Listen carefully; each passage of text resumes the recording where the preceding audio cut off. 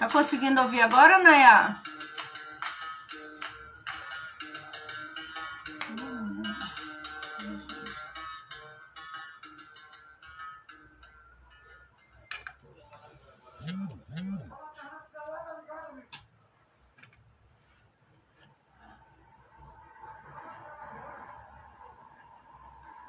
Me dá uma luz aí, galera, se vocês estão ouvindo.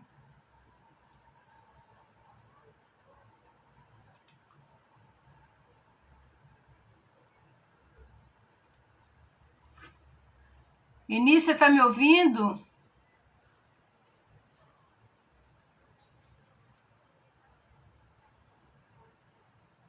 Continua sem som? O que é isso? Você tem um plano para realizar os seus sonhos? Deixa eu tentar ver o que está acontecendo, porque eu já mexi. Você está ouvindo? Ah. Nayá, será que é seu telefone? Aumenta o volume aí para ver, querida. É porque eu já mexi em todos os coisinhas de volume. Deixa eu colocar a música aqui para... Som normal? Beleza. Botei até a musiquinha de Letícia Tuí. Vê se tá todo mundo ouvindo. Ok.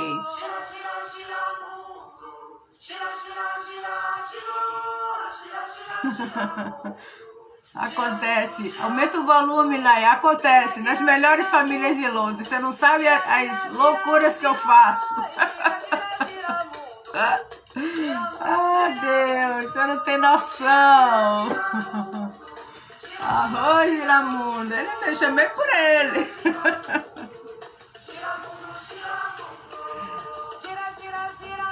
Bom. Normal? Ai, que bom. Oi, Simone. Sejam bem-vindos. Que bom. Bom. Cabe esclarecer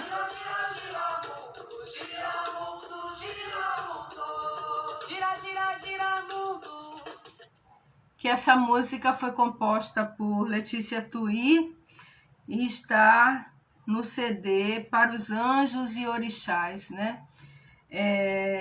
Eu não vou falar especificamente de nenhum Exu, mas Giramundo, para gente que trabalha com o tarô dos cristais, ele é considerado um guardião, mas ele também é um Exu na tradição da Umbanda, né? Devo contar para vocês que está sendo um grande desafio fazer essa live. Um grande desafio, por diversos motivos. Tive que pedir ajuda aos universitários. Oi, Luísa, seja bem-vinda, querida. Porque o negócio enganchou. A energia enganchou aqui para sair, mas tudo dá certo. Vamos fazer. Eu primeiro comecei agradecendo a presença de vocês, né, por estarem aqui sábado, 6 horas da noite, me prestigiando, querendo ouvir um pouquinho dessas histórias que eu conto. E hoje a gente tem bastante história para contar, muita coisa. A primeira coisa é a gente começar a desmistificar um pouco dessa imagem de demonização que foi feita com os orixás, né, com o orixá Exu. Há uma grande divisão em relação a esse orixá. Muitos, inclusive, dizem que ele não é um orixá, que ele é um mensageiro, que ele é a ligação entre o humano e o sagrado, né? Então, controvérsias à parte, né? Eu vou contar um pouquinho do que eu estudei, do que eu sei, e cada um vai chegar à sua conclusão, né? Exu é o orixá da comunicação. Exatamente por isso que eu falei, porque ele inclusive alguns autores, eu fiz questão de trazer a fala de alguns antropólogos, né, sobre o Exu, ele faz essa conexão entre o humano e o sagrado, e inclusive alguns autores dizem que ele é o mais humano dos orixás, e é muito interessante isso. Mais na frente eu vou falar um pouquinho mais sobre isso. Então ele é considerado o orixá, primeiro, da comunicação, da paciência, da ordem, da disciplina e também da sexualidade, né? Fato que fez com que ele seja visto dessa obrigada, querida, dessa imagem que foi criada, né? A incompreensão, a ignorância faz os seres humanos fazerem coisas, por isso que é tão importante o conhecimento, né? Conhecer, isso em relação a tudo, né? Então, assim, ele é considerado, desculpa, eu dei uma puladinha aqui. O orixá Exu, ele tem uma origem africana e ele é uma figura tanto popular no candomblé quanto na umbanda, embora ele seja visto de forma diferente em uma vertente e outra. Ele é considerado o guardião das aldeias, das cidades, das casas e do axé, dos segredos do axé, né? E tem um forte domínio sobre o sexo, a magia, a união, o poder e o fogo da transformação. E é exatamente esse poder que fez com que ele fosse considerado como o diabo, a coisa ruim, o agente do mal, né? Então, exatamente por essa característica, por esse poder, por esse dom, por essa função que ele tem. E aí é importante a gente refletir, em primeiro lugar, que a maldade é fruto de quem pratica, né?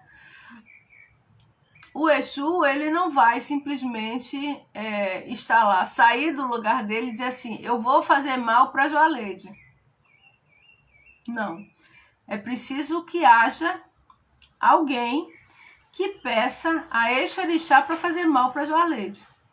Então ele vai simplesmente ser o responsável, ser o veículo, ser o instrumento. Mas a responsabilidade desse pedido é daquele que pediu, né? E aí tem várias leituras que a gente pode fazer a partir desse início de fala, né? Então, na verdade, a maldade é fruto do ser humano e não do orixá, né? A primeira coisa que a gente precisa entender. E por tudo isso, ele é considerado o orixá mais próximo do ser humano. E ele traz muitos benefícios e proteção, porque assim como ele faz o mal, ele também faz o bem. E a gente vai ver algumas histórias aí, né? Ele protege, ele orienta, ele traz benefícios para as pessoas, né? Então, não está nele a maldade, está naquele que o utiliza como um instrumento de maldade.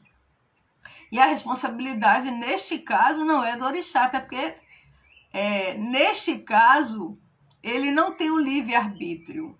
Ele não vai dizer que assim, eu não vou fazer. Mas ele vai te perguntar assim, você tem certeza que é isso mesmo que você quer fazer? Né? Porque o karma, o peso dessa ação é sua, não é dele. Né? Então ele tem um estilo, em alguns casos, né? Eu estou falando aqui de um modo geral. Como eu disse, eu não vou particularizar nenhum Exu. Vou falar de, sei lá, vem um nome aqui, né? Tranca-rua, Giramundo, e tem diversos nomes. E alguns desses nomes foram dados aqui no Brasil, porque quando você estuda o orixá na sua origem africana, a característica é completamente diferente da característica que a gente tem aqui, né? O Brasil, de certo modo, popularizou o Exu, É interessante isso, né? O Brasil com suas características. Então ele tem um estilo reverente, brincalhão, e causou muita estranheza nos colonizadores quando chegaram, não aqui no Brasil, mas quando chegaram lá na África. Porque lá na África ele vivia em sua plenitude, né? Então, assim, Wagner Gonçalves é um antropólogo da Universidade de São Paulo e ele tem um trabalho publicado, deixa eu ver o nome, eu anotei o nome, daqui a pouco eu vou achar aqui. Ele tem, acho que, 2 livros publicados falando de Exu. Aliás, a publicação sobre Exu nas universidades é algo impressionante. Tem uma infinidade de teses, de dissertações, de TCCs, né, a nível de graduação. Vários trabalhos falando sobre Exu. E eu me lembrei que quando eu era professora de TCC do curso de psicologia, eu orientei um aluno cujo tema era Exu. Ele queria exatamente, eu me lembrei fazendo esse trabalho, eu disse, caramba, nem veio na minha memória quando eu estava construindo a apresentação. E foi muito interessante, porque a grande questão dele, hoje até eu entendo melhor do que naquela época, era exatamente discutir isso, só que ele discutiu do ponto de vista da psicologia do arquétipo de Exu. Por que as pessoas sentiam necessidade de ter um diabo para chamar de seu, que não é verdade isso, né? Mas é esse arquétipo que ele queria mostrar que, na verdade, não era quem trazia isso, não era a entidade Exu, e sim a pessoa. E é um trabalho muito interessante, é uma pena que eu tenha me lembrado disso, assim, e também perdi o contato, né, com esse aluno. Foi foi um trabalho muito rico, foi um trabalho de muito aprendizado. Hoje eu acho que eu consolidei até um pouco mais esse aprendizado. Então, esse antropólogo, né, ele é doutor, pós-doutor pela USP, ele faz coro com aqueles que veem na demonização de Exu uma faceta de racismo religioso, né? Assim, uma estratégia das tradições de associar as tradições africanas ao mal. Por que isso? Porque era preciso justificar, não é, a maldade que se fazia com os escravos. Era preciso que as pessoas se sentissem, como é que eu posso dizer, amparadas em uma verdade que justificasse tratar seres humanos como algo pior do que animais. Era muito pior. Porque, na verdade, alguns animais eram, inclusive, muito bem tratados. Então, aqueles seres, eles não eram vistos nem como seres humanos, eram vistos como objetos que você usava a seu inteiro dispor. E no momento que você utiliza um orixá com essa visão, você, na verdade, não está nada mais, nada menos do que justificando o seu racismo e a sua desumanidade, né? Então, esse arquétipo de Exu, essa imagem criada de Exu tem muita relação com isso.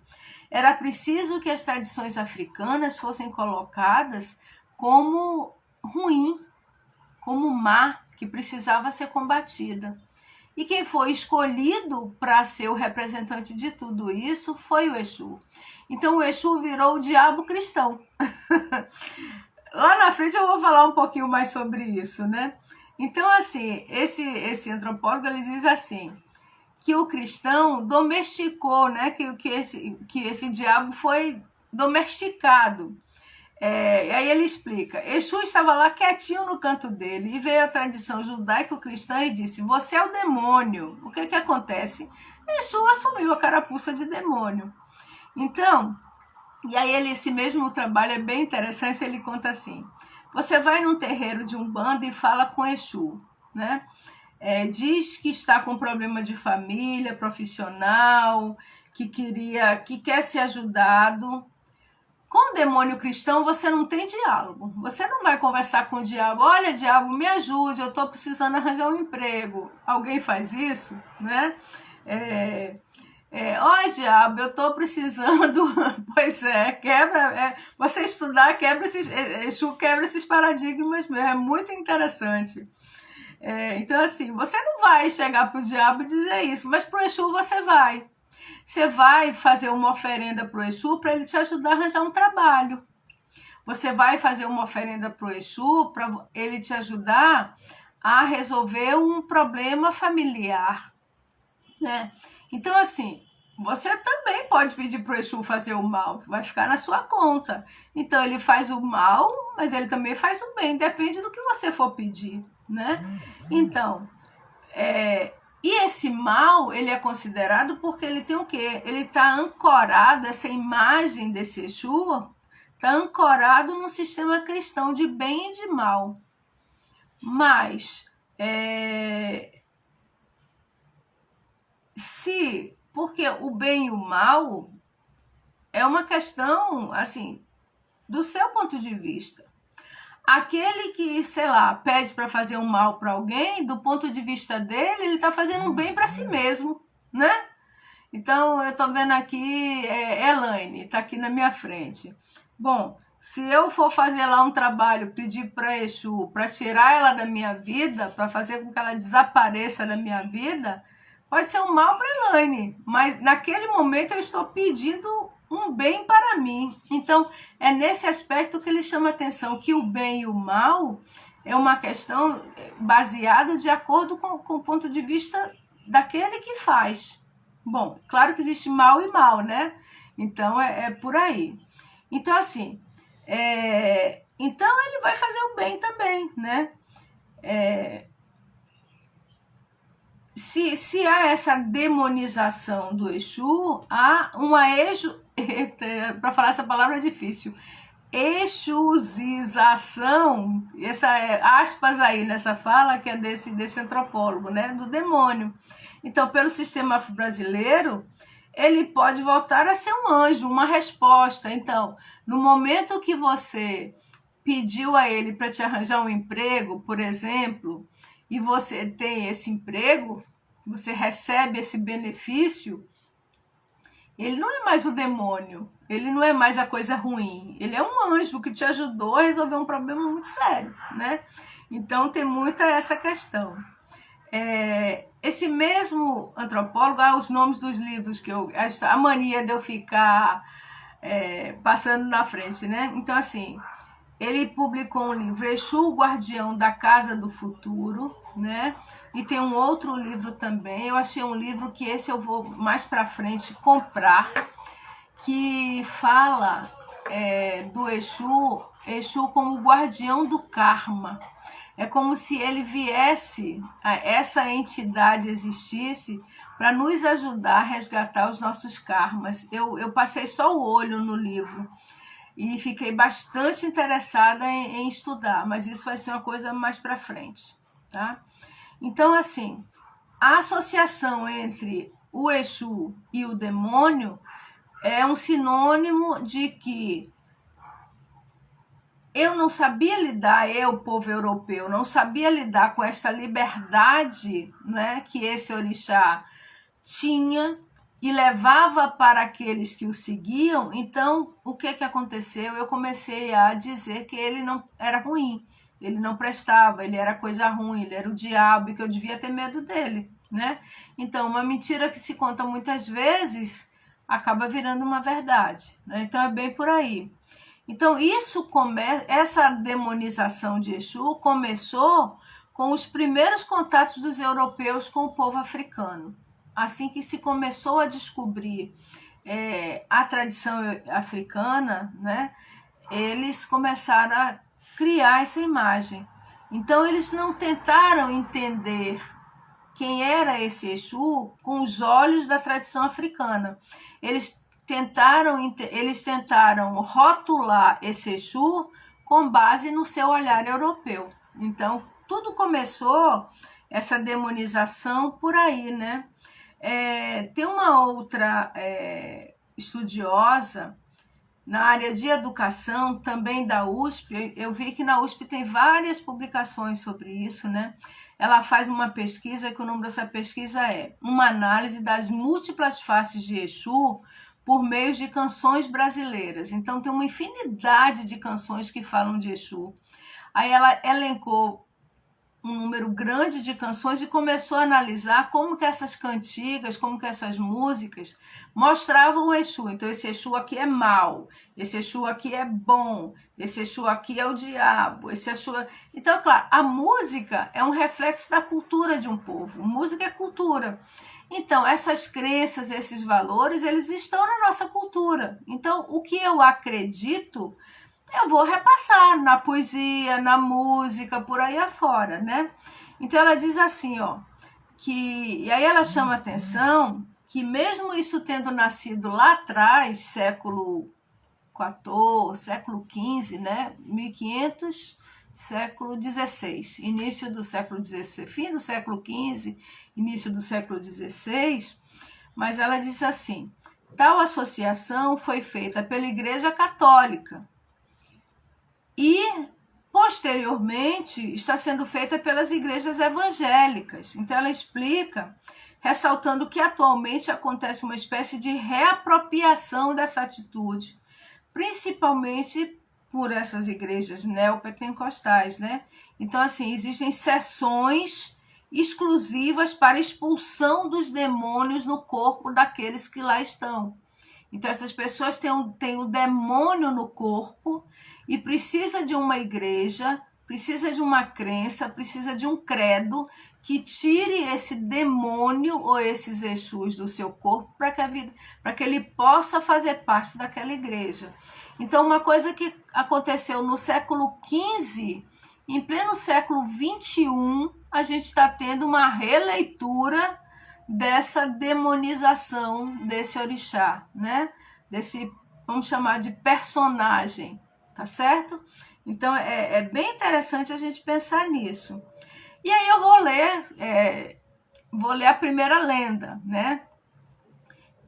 Eu achei algumas lendas, muitas das lendas, a maior parte das lendas que eu vou aqui, vão mostrar esse lado obscuro de Exu.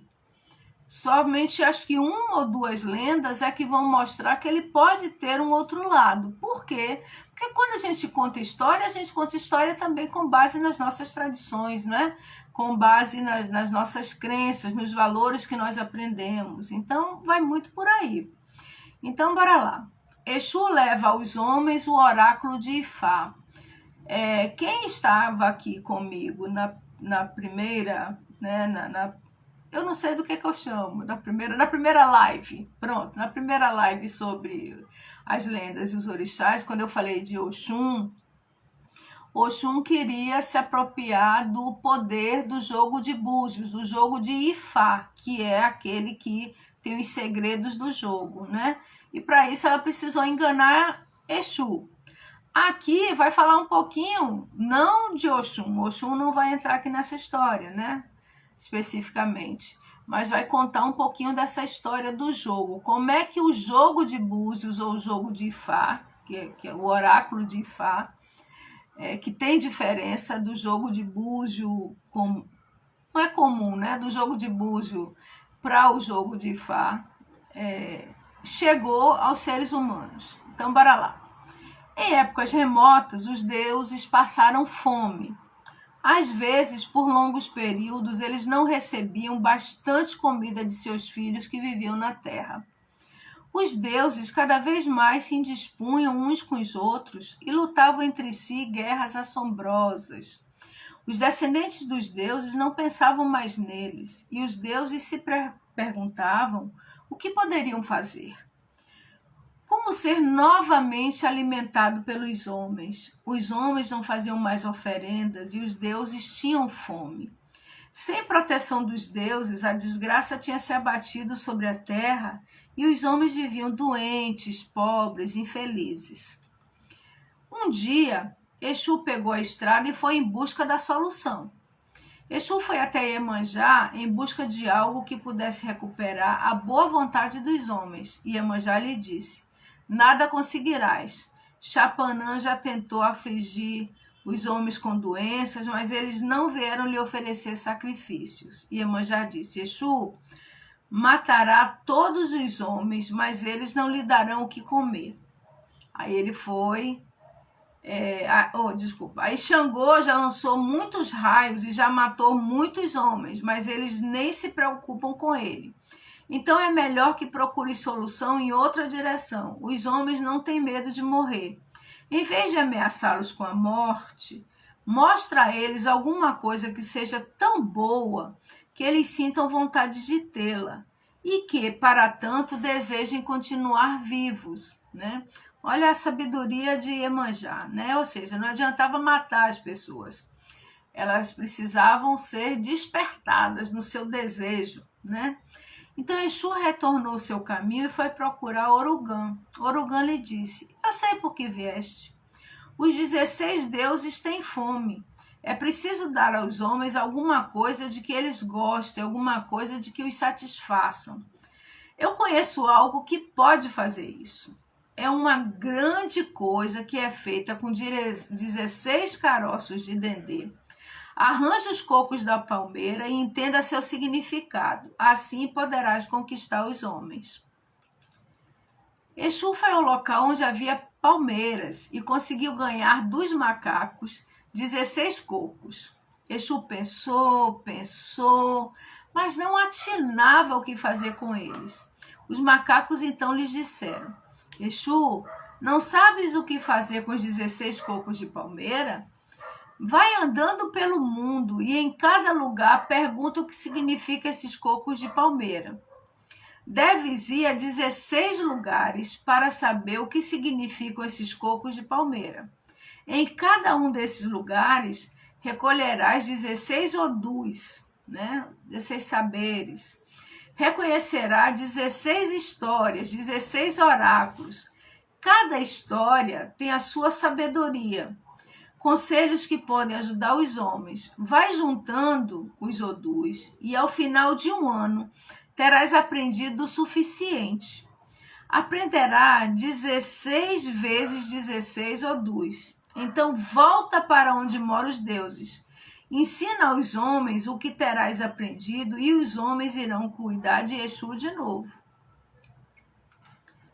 Exu fez o que lhe foi dito e retornou a Orum, que é o céu dos orixás.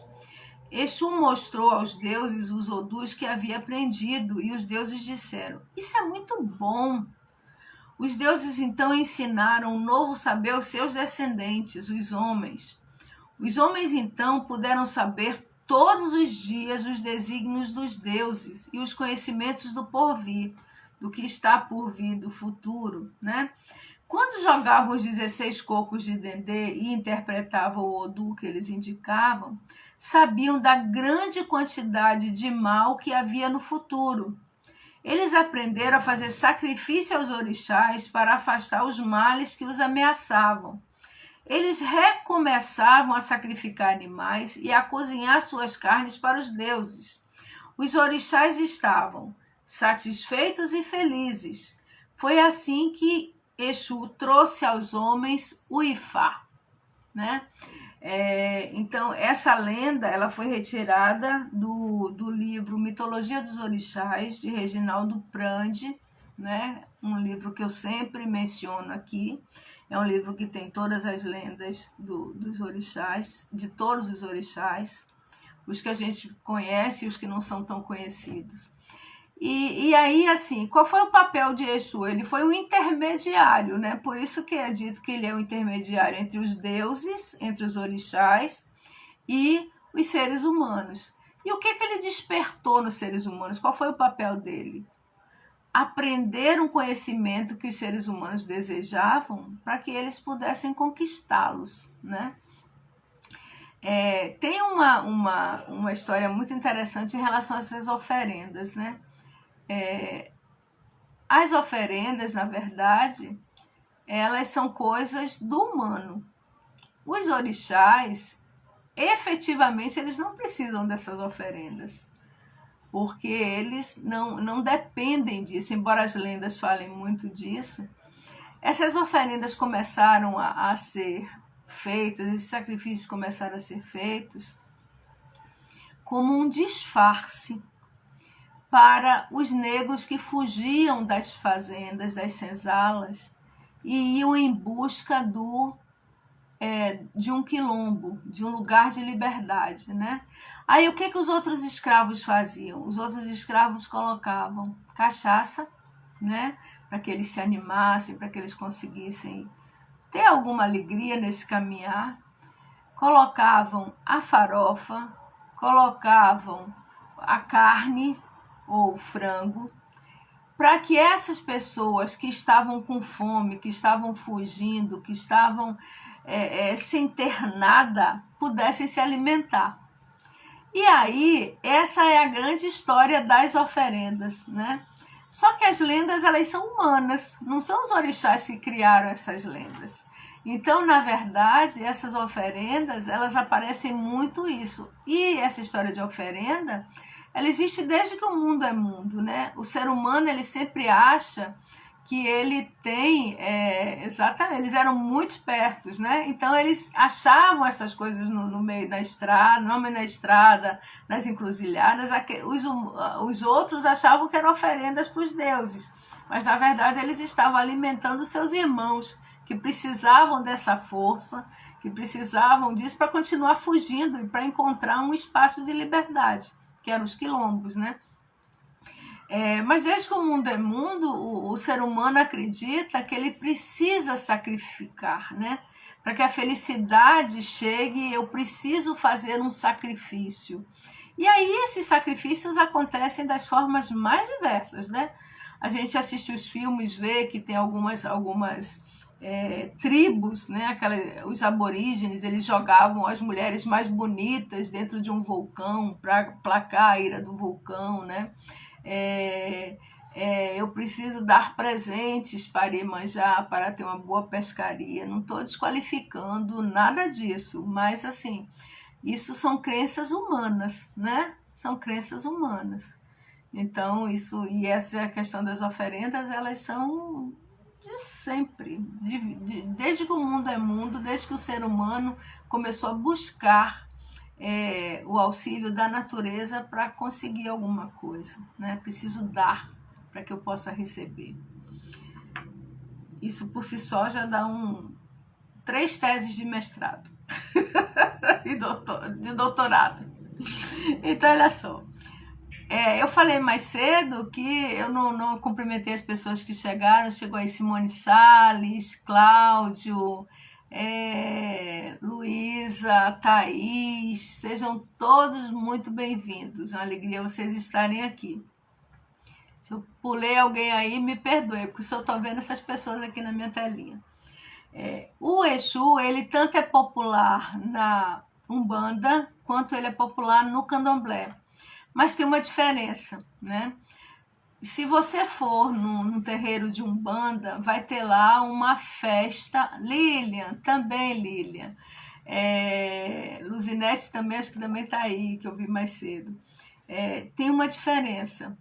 Na Umbanda, eles vão fazer uma festa para Exu, que vai ter matança, todos têm, né? Vai ter muita comida, bebida, e as pessoas vão poder se consultar com Exu quando o terreiro é de Umbanda, ou quando ele é de uma tradição mais afro-brasileira. Mas os Exus no Candomblé, quando segue a tradição africana, os Exus, eles não têm esse papel, né? Eles não dão consulta. Você tem lá os assentamentos dos Exus, você faz, com certeza, você faz aí, a ideia é essa, né? Outros virem e começam a seguir adiante aí esse caminho, seja no mundo acadêmico, seja aqui nas lives, seja nas cantigas. A ideia é que a gente propague esse conhecimento para o mundo, né? Eu acho que é uma maneira, eu sempre gosto de dizer que minha religião é a liberdade, né? Eu não tenho o Candomblé, a Umbanda como religião. Aliás, eu tenho Deus como religião, embora ele tenha diversos nomes, né? Então, mas eu acho muito importante a gente falar. Então, você não tem noção da alegria que eu tenho tido de falar sobre esses orixás, de falar sobre sobre esse tema. Se eu tivesse um pouquinho mais de coragem, eu ia fazer algo escrito sobre isso, mas vou entregar o tempo. O tempo vai ser responsável pelo destino de tudo isso. Então, assim, eles são oriundos da natureza, né? Na Umbanda, alguns Exus são considerados seres desencarnados. Então, por exemplo, como Zé Pilintra, sei lá, e outros tantos aqui, né? Exu Caveira, tem uns nomes aqui. Exu Marabô, Exu do Lodo. Eles são considerados espíritos que reencarnaram como Exus, né? Então a Umbanda tem essa característica. O Candomblé, então nessa sessão de Umbanda, o Exu faz limpeza no seu corpo, te dá consulta, e aí você promete lá o que você vai dar para ele, tem as trocas, né? Eu quero arranjar um namorado, né? E aí então você vai me dar 7 rosas vermelhas. Normalmente esses combinados são com as mulheres, né? Com as pombagiras. 7 rosas vermelhas, uma champanhe, um não sei o quê. Então, isso tem muito da tradição da Umbanda. Da tradição do Candomblé, você já não tem mais essa humanização tão grande do Exu. O Exu, ele é uma força da natureza. Você faz sim as oferendas para ele, mas ele não tem quando o Candomblé tem a sua vertente africana, porque aqui no Brasil a gente tem uma série de casas, né, que tem a questão do afro-brasileiro. Então às vezes o Exu fala, o Exu vai para o barracão dançar, essas coisas todas. Mas o africano, ele não cultua isso. O Exu é uma entidade, ele se posiciona no jogo. É no jogo que ele vai te dizer o que ele quer. É no jogo que você vai cuidar, você vai fazer os seus pedidos e ele vai dizer para você o que você deve fazer. Então, tem essa diferença, né?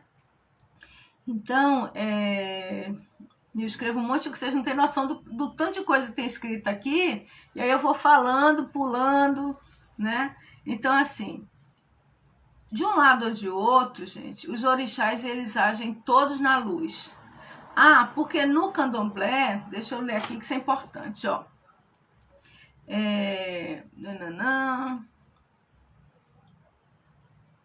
Me perdi completamente o que eu ia falar. Então, no Candomblé, ele possui um culto à parte. Na Umbanda, a sua nomenclatura é definida como orixá de esquerda, ou seja, aquele que age tanto na luz quanto na sombra, né? E aí, o que acontece? Os orixás são todos na luz. Quem representa a sombra somos nós, os humanos, né? A sombra está em nós e não nos orixás. Seja ele Exu, ou seja ele Oxum, seja ele Ogum, seja ele quem for. A sombra é humana. O orixá, ele tem a sua luz, né? Então, assim, Exu é o único orixá que entende de perto os sentimentos humanos e tem total sintonia com os nossos objetivos. Sendo assim, se uma pessoa tem má índole, se ele tem mau caráter, ele poderá agir ao ser chamado em alguma causa dessa natureza, né? Ele é um mensageiro, ele é um executor, ele não tem, como é que eu posso dizer? Cássina chegou aí, Cássina podia me dar a palavra certa, que ela é psicóloga. Então ela poderia dizer, ele não tem senso moral, ele não tem essa característica de dizer que você está errado ou que você está certo. Você está fazendo um pedido para ele e ele vai lhe atender. E as consequências serão suas. Ele está cumprindo o papel dele, né?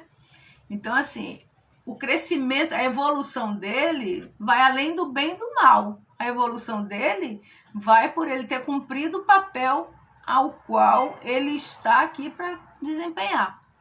O bem e o mal é a sua escolha. não é a dele, né? Então é mais ou menos por aí. Então ele poderá agir ou ser chamado em alguma causa, mas no momento que ele for cobrado por ter realizado algo errado, esse algo errado não é dele, é seu, né? É seu. Então, nós podemos entender que o Exu não é um ser maligno, ao contrário, ele possui grande amor pelas causas humanas, ele se preocupa em ajudar as pessoas. É fascinado por nosso existir, e isso faz com que ele nos enxergue e haja por nós com outros olhos. Então, se eu vou para lá pedir para ele me arranjar um emprego, e eu vou fazer uma oferenda para ele, para que ele me arranje um emprego, ele está me ajudando. Mas se eu for fazer uma oferenda para ele tirar alguém do meu caminho, ele também vai estar me ajudando. O certo e o errado é por minha conta, tá? E aí vem uma segunda lenda, que Exu se vinga e exige o privilégio das primeiras homenagens. Bom, e aí eu também aquela mesma história, é lenda, é criação humana, então vai ser mostrado o Exu da forma como a cultura daquele local ou daquelas pessoas o enxergam, né? Então, Exu era o irmão mais novo de Ogum, Odé, que é Oxóssi, e outros orixás. Ele era tão turbulento, criava tanta confusão, que um dia o rei, já não suportando sua malvadeza, sua malfazeja índole, resolveu castigá-lo com severidade. Para impedir de que fosse aprisionado, os irmãos os aconselharam a deixar o país. Mas enquanto Exu estava no exílio, seus irmãos continuavam a receber festas e louvações. Exu não era mais lembrado, ninguém tinha notícias de seu paradeiro. Então, usando 1000 disfarces, Exu visitava seu país, rondando nos dias de festa as portas dos velhos santuários. Mas ninguém o reconhecia, assim disfarçado, e nenhum alimento lhe era ofertado.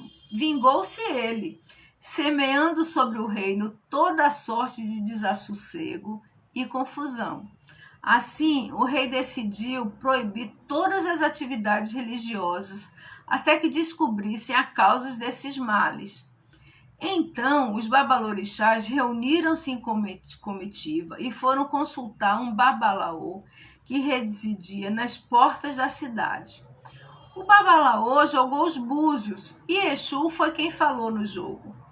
Disse nos odus que tinha sido esquecido por todos, que exigia receber sacrifícios antes dos demais e que fossem para ele os primeiros cânticos cerimoniais. O babalaô jogou os búzios e disse que oferecesse um bode e 7 galos a Exu. Os babalorixás caçoaram do babalaô, não deram a menor importância às suas recomendações e ficaram por ali sentados, cantando e rindo dele. Quando quiseram levantar-se para ir embora, estavam todos grudados nas cadeiras. Sim, era mais uma das brincadeiras de Exu. O babalaô, então, pôs a mão no ombro de cada um e todos puderam levantar-se livremente. Disse a eles que fizessem como fazia ele próprio, que primeiro o sacrifício fosse para acalmar Exu.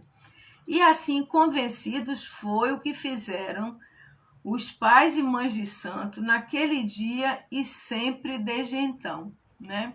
Então, essa lenda mostra por que o primeiro a comer, o primeiro a beber, o primeiro a receber uma oferenda é Exu, porque é ele que abre e fecha as portas, né, de todos os lugares. Então, essa lenda também foi tirada do livro de Eita, eu tô toda atrapalhada hoje.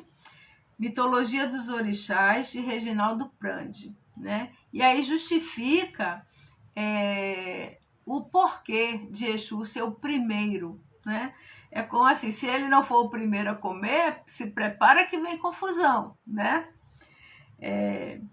E aí eu achei uma coisa que eu achei muito legal, tem um documentário do Emicida, né? eu não conhecia esse trabalho de Emicida. Aliás, eu conheço pouco Emicida, eu conheço mais ele naquele Papo de Segunda, que eu acho muito interessante. E ele tem uma coisa que eu tenho o maior desejo de ter. Ele tem uma horta na casa dele, né? Ele mora num sítio e sempre mostra essa horta. E eu fico encantada, sonhando, não querendo a horta dele, nem a casa dele, que não é por aí, mas assim, desejando ter um lugar bem parecido. Aí eu comecei a prestar atenção nele por conta disso. E aí, nas minhas procuras para fazer a apresentação da live, eu achei esse documentário dele que fala, o nome é Amarelo, né? Amar, em letra maior, e Elo. E aí ele começa falando que Exu matou um pássaro ontem com a pedra que jogou hoje. Esse documentário fala das questões, né, raciais, dos preconceitos que as pessoas sofreram. Então, assim, ele matou. Então, esse documentário é como se resgatasse. A pedra foi jogada hoje, mas na verdade ele está resgatando alguma coisa que vem muito de lá de trás, né? Então é bem interessante essa fala, né? Exu matou um pássaro ontem com uma pedra que jogou hoje. E tem uma questão que fala também que Exu, ele tem essa questão com o tempo, né? Ele pode, com a sua energia, mudar inclusive o passado, né? É bem interessante. E aí tem um outro autor que fala assim, Ney Lopes Nogueira, ele diz assim, é o orixá que abre caminho para o acontecimento. Na mitologia, quando joga a pedra por trás do ombro e mata um pássaro no dia anterior. Exu reinventa o passado, ensina que as coisas podem ser reinauguradas a qualquer momento, né? Então, aquela história assim, nada é definitivo, nada é fechado, acabado, que não possa ser mudado. Coisa para a gente refletir. E aí, a saudação de Exu é assim, Laroê Exu, o que significa? Salve o mensageiro Exu. E aí tem uma outra saudação que diz assim, Exu Emojibá. E esse Emojibá significa Exu, a voz, o meu respeito. Então são essas duas saudações que são feitas a ele, né? Bom, livros tem uma infinidade. Se vocês colocarem num site lá, desses de livros, vocês vão ver que tem livros das mais diversas ordens. E aí, Exu também tem filho. É interessante que normalmente o Exu ele aparece muito assim, ele tem existem qualidades de orixás que são juntados, intercambiados com Exu, né? O mais conhecido é o Ogum Choroquê, né? Ogum Choroquê é mais ou menos como se for, não é a história de Logum, né? Ele é metade do tempo Ogum, metade do tempo Exu. Então essas pessoas costumam ter uma atitude muito forte, né? Mas Exu também tem um filho só dele, ele como orixá mesmo, de frente, de cabeça daquela pessoa. E só que normalmente essa pessoa que é de Exu, ela não recebe o orixá como os outros, né? Ele aparece, isso na tradição africana, né? Que aqui no Brasil as coisas são diferentes. Então, assim, ele não incorpora esse orixá, mas é esse orixá que é o seu pai, que é quem cuida dele, que é quem responde por ele, né? Então, essas pessoas que são filhas de Exu são pessoas muito intensas, são aquelas pessoas que são conquistadores, são apaixonados, são pessoas muito alegres, né? Donos de uma personalidade muito, muito atraente, carismática. Exu é o rei da persuasão, né? Ele sabe como te convencer. Então, os filhos dele têm essa característica, né? São aquelas pessoas que são consideradas magnéticas, ou seja, você olha para ela, fica hipnotizada, né? e também são grandes apaziguadores das questões, embora eles tenham um temperamento muito forte também, mas são aquelas pessoas que são chamadas para apaziguar as contendas. Por quê? Porque eles são fortes. Então é como assim, se fulano dá a palavra, significa que, olha, eu tenho que observar, eu tenho que ouvir, eu tenho que seguir, porque pela força que ele representa, né? Então possui grande facilidade de comunicação e usufrui desse poder, vamos chamar assim, das maneiras mais diversas, né? Então, o mundo dos negócios, publicidade, um publicitário filho de Exu, gente, a gente compra gelo, a gente compra tinta invisível para pintar a casa, porque ele vai nos convencer, o cara é bom de conversa, né? Então, essas pessoas solucionam conflitos ou podem também criar conflitos, né? Porque como humano tem o lado sombra e o lado luz, né? Então vai depender da energia que eles alimentam a sua vida. Então o que a gente vê, né? Que aquela história do pássaro. Qual é o pássaro? A gente tem o bom, independente de quem você é filho. Enquanto ser humano, eu tenho um lado bom, o lado luz e o lado sombra. Qual é o lobo que eu alimento, né? Se eu alimento o lobo bom, eu vou ser, na maior parte do tempo, uma pessoa boa. Se eu alimento o lobo mau, é ele que vai responder por mim, né? Então, não tem essa história. Bom, tranquilo?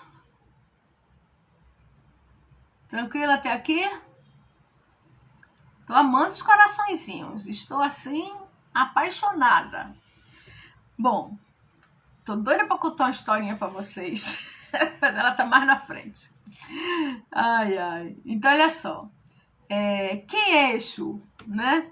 E aí, muita gente vai ter uma grande surpresa, né? No sincretismo, eu já comecei por isso, porque é um fato que vai mexer com muita gente aí. No sincretismo religioso, Exu não é nada mais, nada menos do que Santo Antônio de Lisboa. Aquele Santo Antônio que a gente conversa com ele, conta nossas pitangas, né? Os terreiros comemoram normalmente o dia de Exu, dia 13 de junho.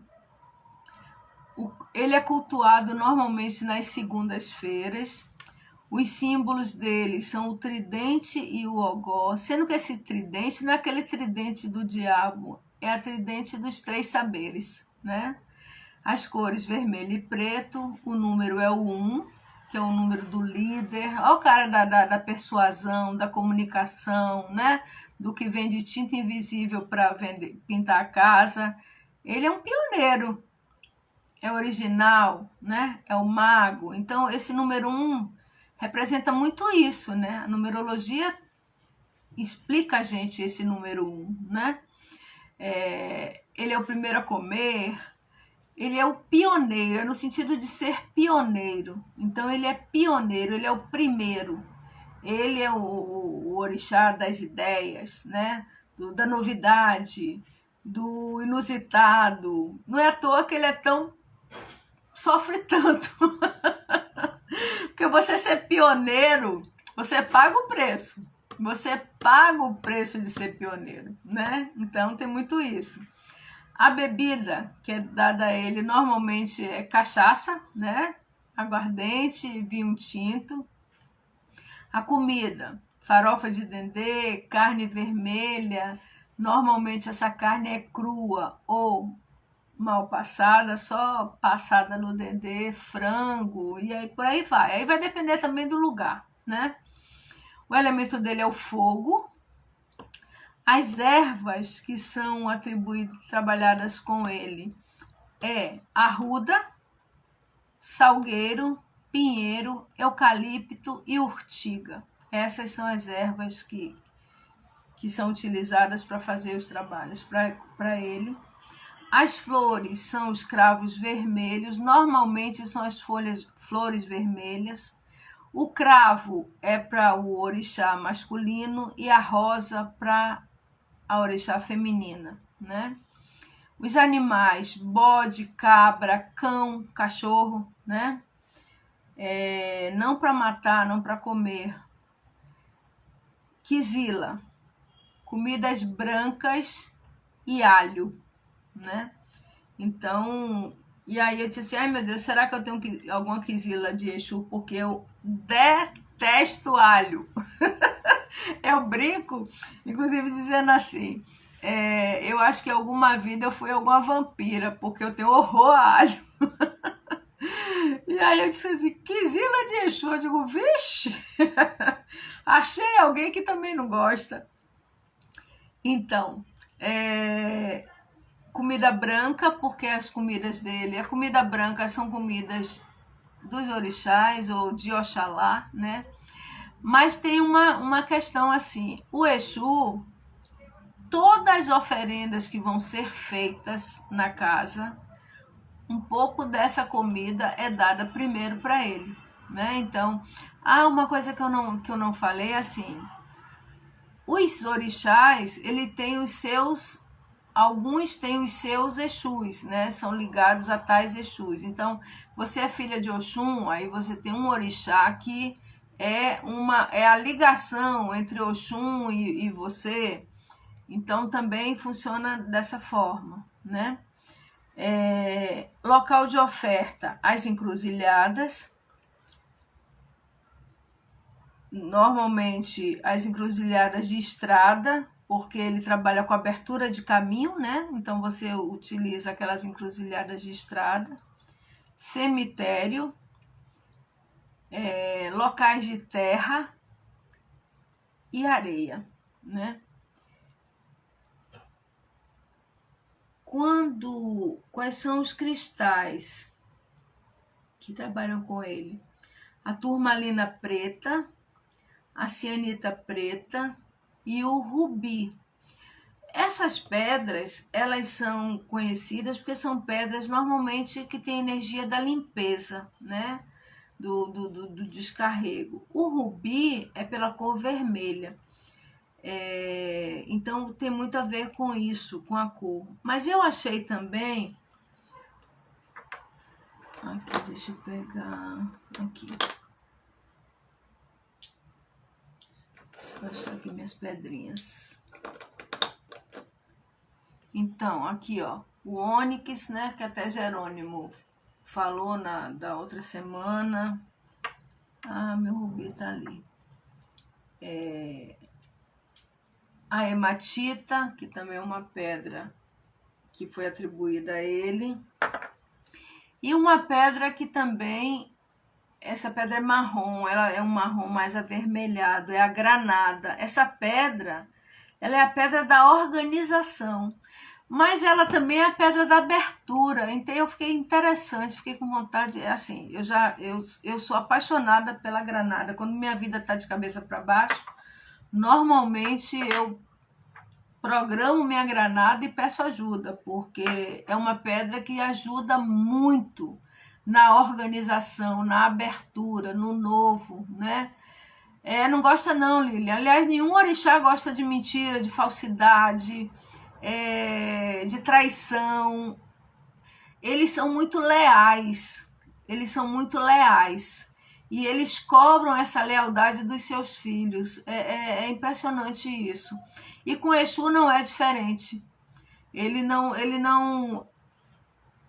cumpre, não é, os pedidos das pessoas, mas porque assim, ele está executando um trabalho, mas ele não admite a deslealdade desta pessoa com ele, principalmente, né?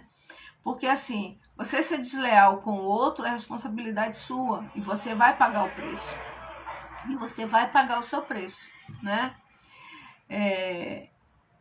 Então, assim, essas pedras, né, elas são bem são bem que representam, né? O Exu, a turmalina negra, a cianita negra ou a vassourinha de bruxa, né? Porque são pedras de limpeza. E Exu normalmente são orixás, né? São divindades ligadas à energia da limpeza, né? De abrir, limpar para abrir os caminhos, limpar para que você consiga algo melhor, limpar para que sua saúde melhore. Então essas pedras, elas são utilizadas, atribuídas aos Exus exatamente porque elas têm essa função, né? Se você estudar, por exemplo, a medicina, como fala no xamanismo, né? A medicina da hematita, meu Deus do céu, é maravilhosa. Sim, o enxofre também, Vânia, todas as pedras de limpeza, né, são atribuídas a ele. Agora, a gente nunca acha nada muito completo, né, na internet. Você vai garimpando aqui e ali. Eu só achei um único site que fala as pedras dos orixás. Mas aí quando você vai lendo outro, vai procurando outro lugar, normalmente tem outras pedras, né? Que são atribuídas a ele. Que mais? Bom, é isso. Já falei do número 1. Bom, e aí eu vou trazer uma característica, né, do Exu, que é a ponte mais estreita entre os sentimentos humanos e a superioridade dos orixás. Então, assim, é como se fosse uma ligação, né? Como ele ligasse esses sentimentos, essas emoções humanas. Energético, alegre, carismático, essas são as características. Brincalhão, muito atraente, dono de um invejável magnetismo, né? Então, o Exu, ele tem todas essas características. E tem uma fala que eu achei muito interessante, que diz assim, ó,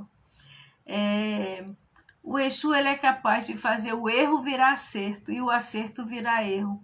Ele possui diversos elementos relacionados às suas atividades. Então, assim, aí eu achei muito interessante que ele diz assim, que Exu é um orixá multidisciplinar, né? Então faz com que ele esteja presente em todos os lugares, na terra, no pó, na poeira, em todos os lugares você vai encontrar Exu. Ele normalmente é tido como um orixá que causa briga, desavença, discórdia, mas essa imagem foi aquela que foi dada a ele por não compreendê-lo, né?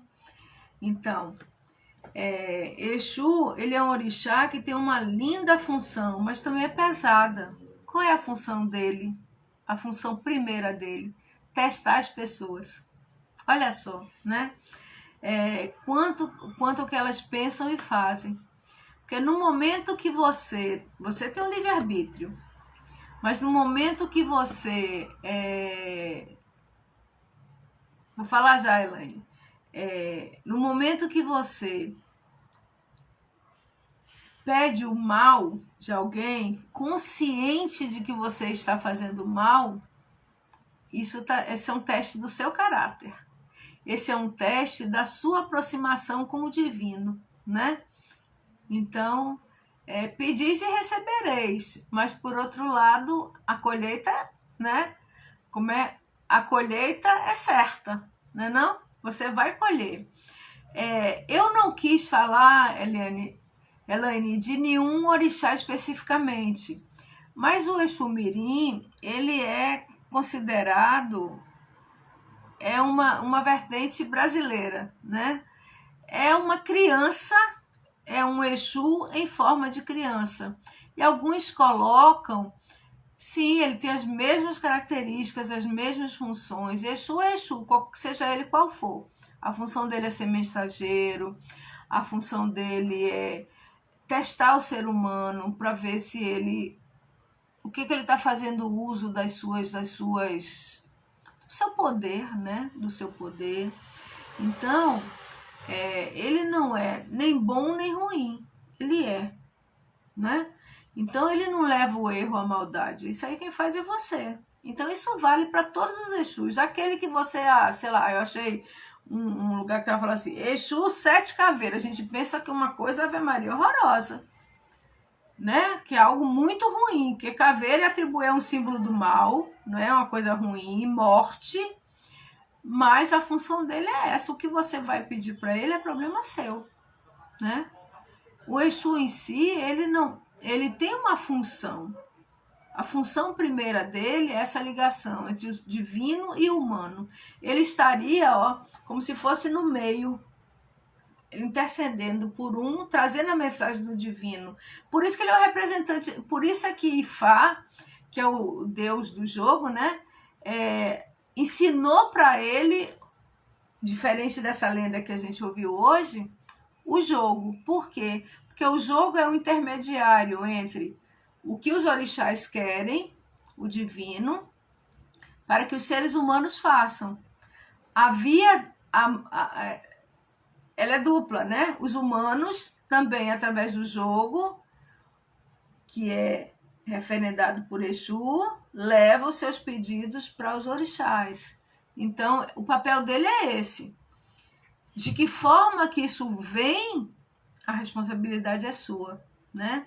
Então, ele testa você, ele coloca em xeque a sua honestidade, seu compromisso, suas mazelas, né? Porque, na verdade, é isso que aparece. E aí eu vou contar uma lenda que é muito interessante, que mostra bem essa característica de Exu criar confusão, né?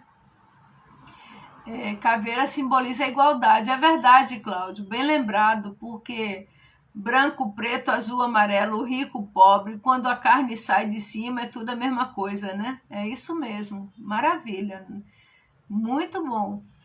Oh, amor. Então, olha só, vamos para essa lenda, que é a lenda do chapéu das duas cores. Essa é a marca registrada daqueles que dizem que Exu só serve para criar confusão. Contavam os mais velhos que na aldeia de Ajalá havia 2 irmãos muito unidos. Eles jamais tinham brigado entre si, nunca tinham se aborrecido um com o outro. A fama daquela amizade corria as aldeias e todo mundo comentava, fazendo disso uma admiração geral.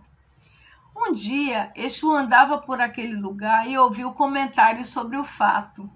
Então ele resolveu fazer um teste sobre a fortaleza daquela amizade. Descobriu que os 2 irmãos trabalhavam num campo que era dividido ao meio por uma estrada estreita. E eles trabalhavam cantando, cortando o mato com facões bem amolados, conversando sobre diversos assuntos. Aí, Exu pôs na cabeça um chapéu pintado de vermelho e preto, sendo que cada lado só se via uma cor. Então, quem estava de um lado via o chapéu vermelho, quem estava do outro lado via o chapéu preto. E ele foi lá passando naquela estradinha, né? Então, Exu passou pela estrada entre os 2 irmãos e os saudou, dizendo: "Bom dia, irmãos unidos." E os irmãos responderam a Exu a uma só voz. Mas ele passou por entre eles, sempre olhando para a frente, e seguiu adiante, até desaparecer na curva da estrada. Aí um dos irmãos perguntou ao outro: "Quem era aquele homem de chapéu vermelho?"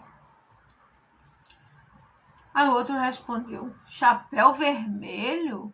Não vi nenhum homem de chapéu vermelho. Passou um homem aqui de chapéu preto." "Mentira sua! O homem usava um chapéu vermelho. Você que é um mentiroso, o homem usava um chapéu preto." E aí foi. O irmão que viu o homem de chapéu vermelho se sentiu ofendido e, pela primeira vez, mostrando-se aborrecido, devolveu a ofensa. E o que tinha visto o homem de chapéu preto ficou aborrecido também. Daí eles começaram a discutir um desentendimento que nunca se viu. A raiva cresceu tanto que eles terminaram se agredindo com palavras. As ofensas trocadas se agravaram e eles terminaram avançando um sobre o outro, armados de facão. Brigaram tanto que se mataram, e porque eles não tinham herdeiros, o campo ficou entregue às feras e às ervas daninhas. É por isso que até hoje nas aldeias os mais velhos ainda avisam: "Se lembre do chapéu das 2 cores, nem tudo é aquilo que parece ser", né? Então, essa lenda, bom, ela tem uma moral da história, poderia, né, ser colocada assim, para a gente ficar atento que nem tudo que a gente vê é o que parece, né? E aí a gente pode fazer, nossa, uma discussão imensa aí. Eu olho para o outro e já tenho o hábito de saber o que o outro é apenas pelo olhar, né? Na verdade, o grande ensinamento aqui dessa lenda é esse. Bom, o que ele está mostrando também? Que Exu é um ser que gera discórdia, né? Que gera desentendimento, que esse entendimento pode fazer com que duas pessoas que são amigas, são irmãs, se amam, a vida inteira se matem. Olha o que está por trás dessa história, olha a imagem que se cria de um orixá a partir de uma lenda como essa. Então, se eu vou repetindo, se eu só conheço essa lenda de Exu, eu vou saber, essas pessoas não pediram nada, elas não fizeram nada, elas não foram procurar Exu. Ele no seu livre-arbítrio, decidiu que ia criar uma confusão. É uma lenda, verdadeiramente não é esse o papel do orixá, até porque ele não vai atrás de ninguém se ninguém chamar por ele, né? Bom, e aí eu falei para vocês que no sincretismo, Exu é sincretizado com Santo Antônio de Lisboa, né? Então ele é homenageado no dia 13 de junho. Esse sincretismo, eu sempre falo do sincretismo, que vai se buscar qual é a ligação entre um orixá e outro, né? Entre o orixá africano e o orixá e o santo da Igreja Católica. O que fez com que se juntasse Exu e Santo Antônio? Vocês têm noção? É verdade, Ivone, ele ajuda a mostrar a verdadeira cara, é verdade. Vocês têm noção qual é a relação entre santos? Por que Santo Antônio foi considerado o santo que sincretizava Exu? Vocês imaginam? Por que isso aconteceu? Um segundo aí.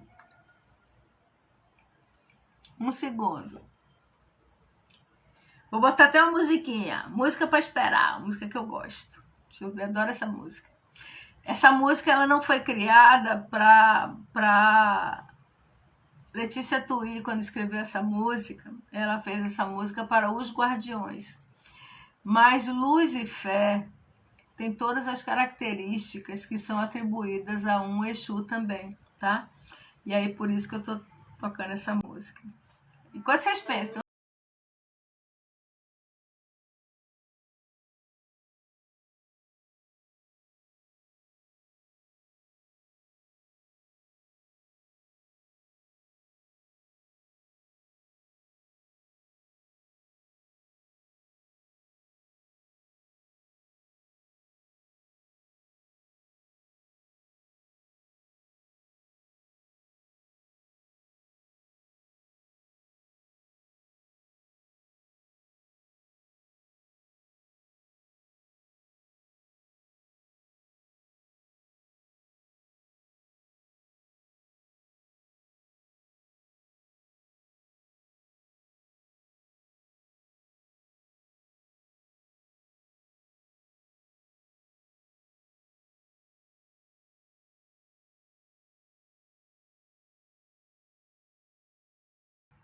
Você não tem a mínima ideia, né?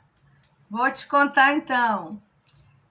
Pelos pedidos que são direcionados a Santo Antônio. O que se pede para Santo Antônio? Não quer arriscar, que absurdo. Por que não quer arriscar? Tá com medo do quê? O que a gente pede para Santo Antônio? A maioria das mocinhas casadoras pede o que para Santo Antônio? Para casar? Para arranjar um marido? Né? Pois é. Então, Santo Antônio, esse sincretismo foi dado pelas intenções amorosas que são direcionadas a Santo Antônio. Intenções muito bem compreendidas pelo orixá, que também é conhecido como o senhor do sexo, dos relacionamentos carnais, né? Então, e na imagem normalmente que fazem de Exu, ele tem não é uma bengala não, gente, as palavras hoje estão correndo de mim, viu? Ele tem como é que segura? Um bastão, alguma coisa, né? Que tem um falo, né? Por isso que eu fico brincando com as meninas, quando as meninas dizem assim, eu tinha falo, pelo amor de Deus. Né? A menina dizer que tinha falo é ruim, se o homem disser eu tinha falo, lenhou com tudo, aí nem Exu resolve, nem Exu dá jeito, né? Então, então meu Deus, esqueci o nome do negócio, do bastão de Exu, tem a imagem que lembra, no cajado, Nayá, eu te amo, no cajado que Exu segura, a ponta do cajado tem a forma de um pênis, que é um falo, né? É um objeto fálico. Não é um pênis, ele lembra, né? Um pênis. Então, o que acontece? Ele é o senhor do sexo e dos relacionamentos carnais. E o que as mulheres vão pedir lá para Santo Antônio? Ah, eu quero casar com um ser que me ame, que me dê flores, que me coloque no altar e me deixe lá? Claro que não, né? Então, o sincretismo com Santo Antônio aconteceu muito por isso, né? E Santo Antônio tem uma coisa bem legal assim, né? Porque Santo Antônio é um dos santos mais respeitados na Igreja Católica. Olha como o mundo é sábio, como o universo é sábio, né? É um dos santos mais respeitados principalmente pela tradição europeia na época. Então, e foi exatamente os orixás que eles endemoniaram, que eles fizeram com que... sim, com certeza. Fizeram com que eles não iam questionar essa fé, eles não iam questionar esse culto, porque Santo Antônio... Nossa, Santo Antônio de Lisboa, ou seja, é um marco europeu, né? Olha como esses escravos foram sábios nessa escolha, né? Então, assim, Exu e Santo Antônio cuidam desses assuntos do coração, das uniões amorosas, e se empenham em ajudar os que prezam esse laço sagrado. E aí, tanto Santo Antônio quanto Exu são considerados os protetores dos casais e dos enlaces matrimoniais, né? Então, pode pedir para um e para outro, tá tudo em casa. E aí eu acho que a última lenda, até porque eu não sei se vocês estão me aguentando falar, que hoje eu falei, viu? Hoje eu falei muito. Eita, não sei nem se vai dar tempo, 7h21 já, milagre o coisa não derrubou. Então, é uma lição para para mostrar que Exu não é só essa coisa de discórdia, de briga, de confusão, né? Exu dá uma lição em Iemanjá, Oiá e Oxum, né? Um dia foram juntos ao mercado Oiá, que é Yansan, né? Oxum e Iemanjá. Exu entrou no mercado conduzindo uma cabra. Ele viu que tudo estava em paz. Olha só como começa. E aí ele chegou para as orixás e disse assim: olha, eu estou com muita pressa, eu tenho um compromisso importante com Orumilá. Vocês podem vender essa cabra para mim? Eu quero que essa cabra seja vendida por 20 búzios. Vocês me dão 10 búzios e ficam com a metade do lucro. Iemanjá, Oiá e Oxum concordaram e Exu partiu tranquilo. A cabra foi vendida por 20 búzios. E aí, elas separaram os 10 búzios de Exu, que ninguém era doido de passar a perna em Exu, né? E começaram a dividir os 10 búzios que lhes cabiam. Iemanjá contou os búzios. Haviam 3 búzios para cada uma delas, mas sobraria um. Não era possível dividir os 10 em 3 partes iguais. Da mesma forma, Oiá e Oxum tentaram e não conseguiram dividir os búzios por igual. Aí as 3 começaram a discutir sobre quem ficaria com a maior parte. Iemanjá disse: é costume que os mais velhos fiquem com a maior porção. Portanto, eu pegarei um búzio a mais. Oxum rejeitou a proposta, afirmando que o costume era que os mais novos ficassem com a maior porção, né? Oiá intercedeu, dizendo que, em caso de contenda semelhante, a maior parte cabia do meio. As 3 não conseguiam resolver a discussão. Então, elas chamaram um homem no mercado e pediram para dividir os búzios, igualmente entre elas. Claro que não conseguiu, né? Aí um sugeria e chamou outro. Aí um sugeria que era mais velha, a outra para mais nova, a outra para do meio. Por fim, não chegaram a um acordo. E fizeram isso algumas vezes, né?